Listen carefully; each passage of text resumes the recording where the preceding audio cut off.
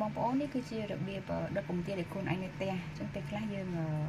អត់បានទៅទិញគេហើយធម្មតាដុតពងទាពងមាន់ដុតនេះគឺធម្មតានៅពេលព្រឹកអត់មានអ្នកលក់ទេអញ្ចឹងថ្ងៃនេះធ្វើពងមាន់ដុតឲ្យកូនញ៉ាំវាស៊ុបមែនតើគឺយើងដាក់នោះចានទូចហ្នឹងយើងដាក់នៅលើចេតិះទៅហើយពេលក្តៅហើយយើងយកប៊ឺលាបវាបន្ទាប់ពីនឹងហើយយើងយកពងមាន់ដែលយើងបានវាយហើយនោះចាក់ចូ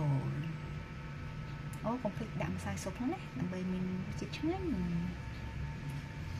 ចឹងយើងគាត់តែដាក់លើនឹងរយៈពេលប្រហែលជា2នាទីហើយដាក់ភ្លើងតិចៗកុំខ្លាំងពេកដើម្បីកុំឲ្យ